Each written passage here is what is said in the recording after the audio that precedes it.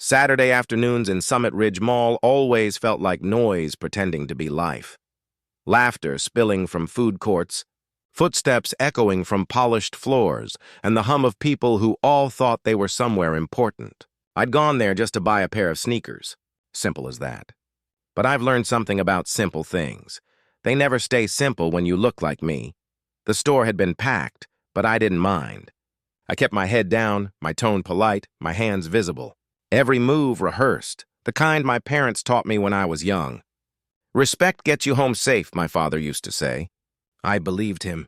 I still do. But respect can't stop suspicion when it already has a name. I stepped out of the store, bag in hand, receipt folded neatly in my pocket. That's when I saw the reflection behind me in the glass. Two officers talking, glancing my way, their expressions sharpening like they'd just found something to fix. I told myself to keep walking, not to give them a reason. The problem was, in places like this, you don't need to give anyone a reason. "Hey, you," one of them called. His voice cut through the chatter around us. I froze. People looked up. The sound of the mall shifted, softer, expectant, like it was waiting for something bad to happen. I turned slowly. "Yeah?" I said, careful not to sound defensive. "Bag check," the taller one said, already stepping closer. "We got a report of a theft matching your description." Your description. 2 words I'd heard my whole life. My pulse jumped, but I kept my voice level. "I just paid for these." I pulled the receipt halfway out of my pocket, hand open. "You can call the store if you want." But he didn't look at the paper. He looked at me, at the color of my skin, the bag in my hand, the quiet patience in my tone that somehow made him angrier. People were watching now. Phones halfway out of pockets. One of them muttered, "Just show him." But another whispered, "Man, he didn't do anything." The air got heavier. My stomach knotted, not from guilt, from memory. I'd seen this story too many times, just never from inside it. I said, "Put the bag down." The officer repeated, voice louder this time. The second one shifted, his hand hovering near his belt. My throat went dry. I placed the bag gently on the floor, stepping back with my palms visible. My mother always said, "Don't look angry. Don't look afraid, just look human." I was trying, but it's hard to look human when everyone's waiting to see what kind you are. The taller officer circled closer. "You nervous?" he asked. "No," I said. My voice cracked anyway. "I just don't want trouble," he smirked. "Then you picked the wrong mall." Something in me wanted to speak, to tell him about my grades, my basketball trophies, my father's job. But I knew none of it mattered. To him, I was already a headline. The wrong kid in the wrong place with the wrong face. Then, out of the corner of my eye, I caught something, the reflection of sunlight on black metal. Not from his belt, from outside. A car door opening, a silhouette stepping out, posture calm but deliberate. The sound of polished shoes on tile cut through the tension like a command. The taller officer froze.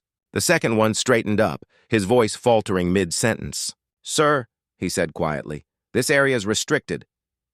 The man kept walking, tall, sharp suit, expression unreadable. His presence alone shifted the entire space.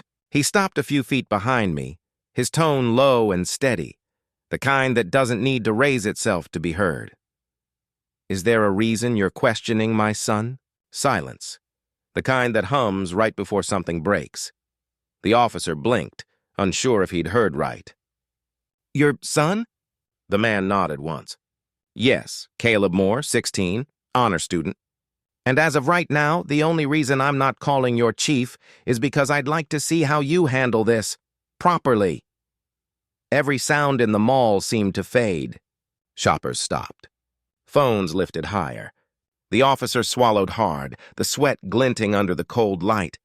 "Sir, we didn't—" "You did," my father said calmly. "The question is, what are you going to do about it now?" He didn't shout. He didn't need to. His voice carried the weight of someone who'd seen justice twisted too often to waste it on anger. The taller officer stepped back. "We just had a report, that's all." My father tilted his head slightly. "Then next time, try reading it before you decide who fits the description."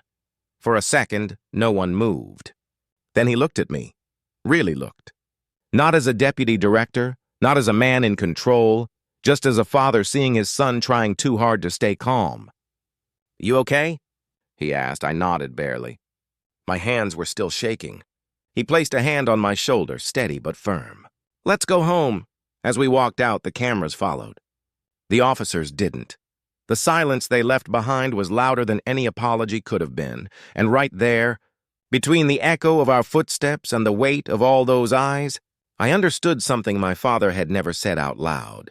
Respect doesn't always protect you, but dignity, that's something no one can take without showing who they really are. The drive home was quiet, too quiet. My father didn't say a word, just stared ahead, fingers tapping the steering wheel in rhythm with his thoughts.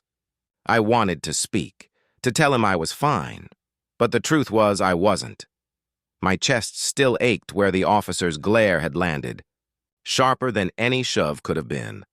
At a red light, he finally spoke. "You handled yourself well." His voice was calm but heavy. "You stayed respectful. You stayed still." I swallowed hard. "Yeah, well, it didn't help much." He glanced at me, then back to the road. "It did. You walked away." We pulled into the driveway. The house looked the same as always, porch light on, my mom waiting by the door. But something in the air had changed. She hugged me tight, then looked at him. "They didn't touch him?" He shook his head. "They didn't get the chance." At dinner, no one spoke about it directly. The news was already spinning the story. Misunderstanding at Summit Ridge Mall. My father muted the TV. "They'll call it that," he said, "until the footage says otherwise." Later that night, I stood by my window looking out at the quiet street. I could still feel the officers' stare, the weight of everyone watching but doing nothing.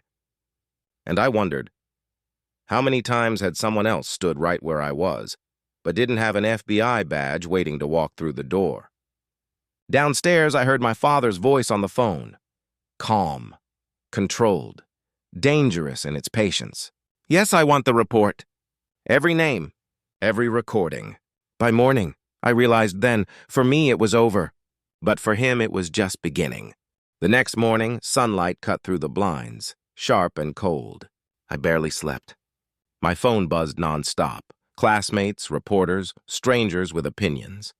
Some said I was brave, others said I was lucky, but none of them knew what it felt like to be both a headline and a warning. Downstairs, my father was already in his office. The door was half open. His suit jacket hung on the chair, tie loosened, eyes locked on the screen.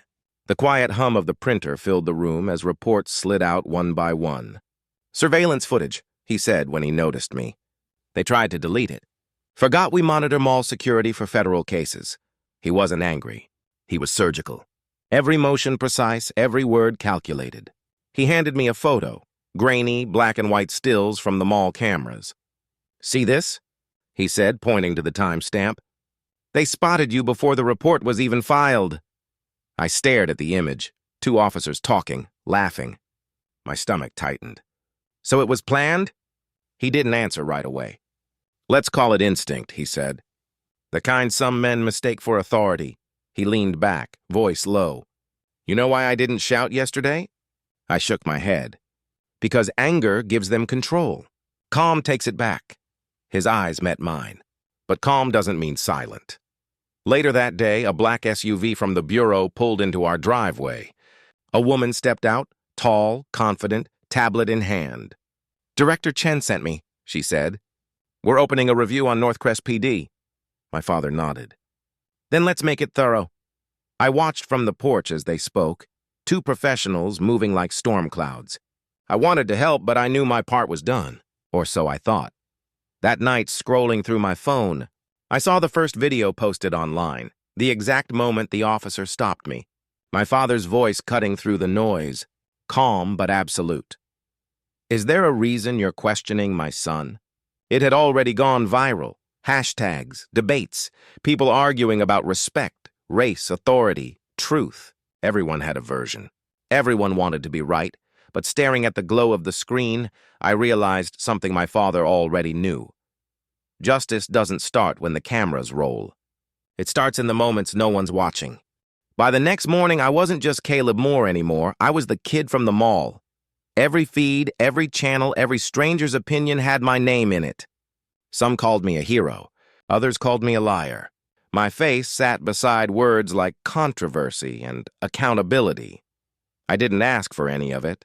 But once the internet decides who you are, it doesn't ask for permission. At breakfast, Mom was scrolling her phone with her jaw tight. "They're twisting everything," she said, sliding it across the table. A headline read, "Teen overreacts to routine check." My father didn't look up from his laptop. "They're doing their job," he said flatly. "Ours is to do it better." I could tell by his tone he was already 10 steps ahead. He'd spent the night digging through call logs, timestamps, and field reports. When I asked what he was looking for, he just said, "patterns." That word scared me more than any headline. Around noon, a news van parked outside our house. Reporters shouted questions through the gate, flashes popping even in daylight. I closed the curtains. "Dad, can't you make them stop?"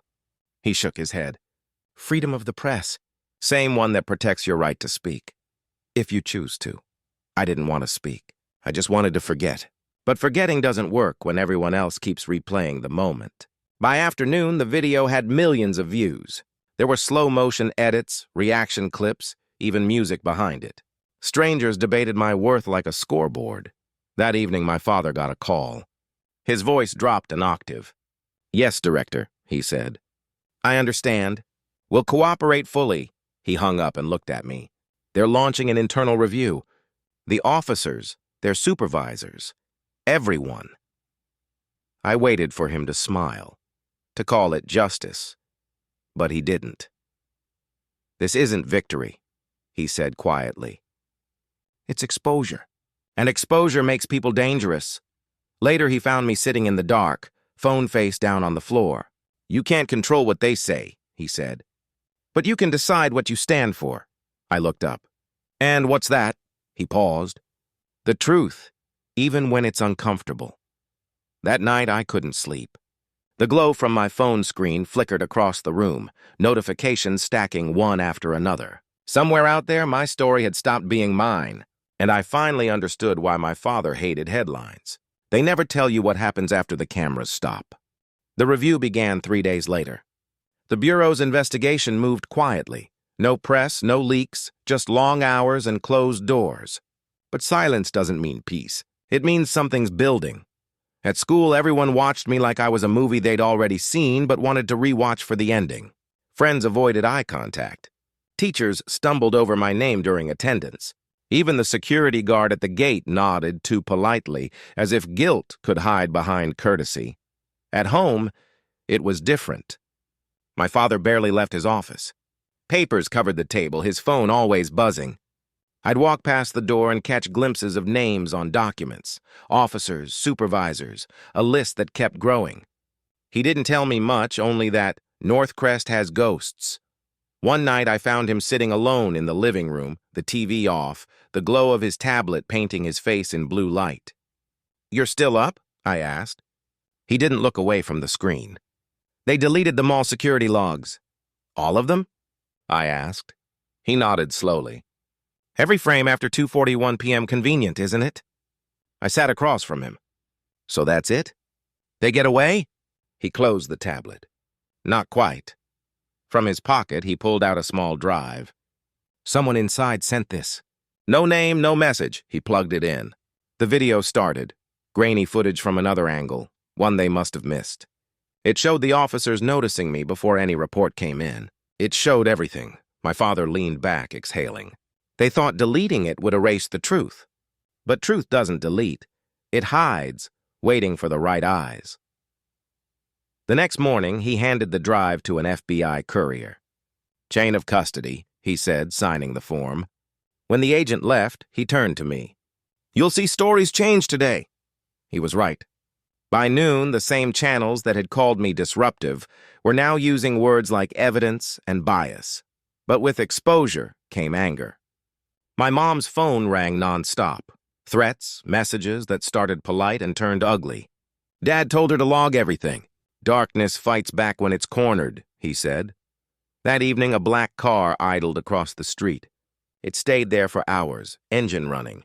When I pointed it out, Dad just said, "They're watching to see if I flinch." I didn't sleep much that night. From my window, I could still see the car's headlights faintly glowing through the fog. Somewhere downstairs, I heard my father's voice, calm, steady, the same tone he used at the mall. "Record everything," he said into the phone, "because they're about to learn what accountability really looks like." For the first time, I understood something new about him. My father didn't chase justice because it was his job. He chased it because someone had to, even when it made enemies. Especially then. By Monday, the city had changed its tone. Reporters didn't camp outside anymore. They waited, circling like birds that could smell a story getting bigger. The footage my father sent had gone federal. Northcrest PD wasn't under review now. It was under investigation. The first cracks showed at dawn. A captain resigned for personal reasons. Another officer called in sick and never came back. My father didn't celebrate. He just sat at the kitchen table reading reports while his coffee went cold. "They'll start pointing fingers soon," he said. "When the truth gets close, loyalty disappears." At school, whispers followed me down every hall. Some kids avoided me. Others looked at me like I was famous. Neither felt good. During lunch, my best friend Tyler slid into the seat across from me. "Man, you good?" he asked. I shrugged. Good's not the word. He hesitated. "People online are saying your dad set the cops up." I laughed once, sharp and humorless. "Yeah, because standing there with a shopping bag is such a master plan." That night, I found my father on the phone again. "Yes, Director Chen," he said quietly. "No leaks. Everything goes through me." He ended the call and rubbed his eyes. I'd never seen him look tired before, not like this. "You think it'll fix anything?" I asked. He looked up. "Justice doesn't fix the past, Caleb. It keeps it from repeating." The following day, my mom came home pale. "Someone keyed the car," she said, voice shaking. The words "snitch family" were scratched into the paint. My father just nodded, calm as ever. "They're scared," he said. "That means it's working." By midweek, the story exploded. News anchors replayed the footage from every angle, every analysis. Commentators debated race, power, authority, like we were a case study instead of people. And then, one evening, it happened. The police chief himself was arrested. Obstruction, false reporting. The headline read, "Northcrest Scandal Deepens. FBI Files Criminal Charges." The house was quiet when my father turned off the TV. My mother exhaled for the first time in days. "It's over," she whispered. My father shook his head. "No," he said softly. "It's beginning." He stood, straightened his tie, and looked at me. "You've seen what happens when people stay silent. So when they ask you what this was all for, you tell them the truth." I frowned. "What truth?" He smiled faintly, the kind that doesn't reach the eyes. "That justice isn't about winning. It's about making sure they can't lie about what happened ever again." Outside, the city lights flickered in the mist. Sirens wailed somewhere far off, not in anger this time, but in acknowledgement. For the first time, I understood why my father never raised his voice. He didn't need to. The truth was finally loud enough on its own. A week passed, but the noise didn't fade. It just changed shape. Every talk show, every podcast, every classroom debate somehow found its way back to my name. The boy from the mall. They said it like a title I never auditioned for. The officers involved were charged. The department faced reform. The mayor gave a speech about healing and rebuilding trust. But none of that felt like healing. Healing means you stop hurting. I hadn't. One morning, my father drove me to school in silence. At the gate, reporters waited again. I felt their lenses before I saw them. That faint mechanical click, like they were capturing not moments, but evidence. "You don't have to go in," my father said. I gripped the door handle tighter. "Yeah, I do." Inside, things were quieter. Kids avoided me less, but not out of comfort, out of curiosity. At lunch, Tyler grinned across the table. "Dude, you're trending again. They're calling you the calm kid." I rolled my eyes. I wasn't calm. I was scared. He nodded. Yeah, but you didn't show it. That night, Mom made dinner, the first real one since all of it began. She tried to smile, but her eyes kept flicking toward the window. You think they'll leave us alone now? She asked. Dad didn't answer right away. No, he said finally, but they'll think twice next time. He wasn't wrong. A few days later, Director Chen invited my father to a televised press conference. The Bureau wants transparency, she said. People need to see what accountability looks like. I watched from home. My father stood behind the podium, composed, the flag behind him swaying gently in the air conditioning. Justice, he said, isn't about revenge. It's about balance. It's about making sure the next Caleb Moore doesn't have to earn respect just to breathe. For the first time, I felt proud. Not because he was my dad, but because someone was finally saying it where the world could hear. That evening, I sat outside on the porch watching the sky fade from orange to blue. The same mall lights glimmered faintly in the distance, small and harmless now. My father joined me, 2 mugs of tea in his hands. Quiet night, he said. Feels weird, I replied. After all that noise. He smiled slightly. Justice is supposed to be quiet. That's how you know it worked. We sat there in silence, the kind that didn't feel heavy this time, just real. The cicadas hummed, a car passed by, the world moved on. But for once, it moved a little more honestly, and I realized something. My father had been teaching me all along, the loudest kind of justice isn't shouted. It's the kind that stays, long after the cameras are gone, long after the noise dies down, in the way people look at you differently, not with fear or pity, but with understanding. For the first time, I didn't feel like the boy from the mall. I just felt like me. Spring came early that year. The air felt lighter, though the world hadn't changed much. Only how people looked at it. Or maybe how they looked at me. The news cycle had moved on, but the story still lingered in small ways, in cautious smiles from strangers, in the way some officers nodded when we passed, in the mural downtown that someone painted without asking, a boy standing under a beam of light, unafraid. A month later, I got an email from the mayor's office. Community recognition ceremony, it said. We'd be honored if you and your father attended. My mom wanted to decline. She said we'd had enough cameras for a lifetime. But my dad said something that changed her mind. This isn't for the cameras. It's for the people who watched and finally saw. The event was held outside Summit Ridge Mall, the same place everything started. Only this time there were no sirens, no shouting, no fear. Just a quiet crowd and a stage bathed in soft gold light. A new plaque stood near the entrance. It read, Justice is not noise, it's memory, and the courage to face it. When they called my name, I froze for a second. My dad nudged my shoulder. Go on, he said. It's your moment now. I walked up to the mic, the breeze catching my sleeve. The crowd looked at me not like a victim, not like a symbol, just like a person. My hands didn't shake this time. A year ago, I began. I was just another kid trying to buy shoes, and someone decided that made me suspicious. But what happened after? It wasn't just about me. It was about what we all saw that day.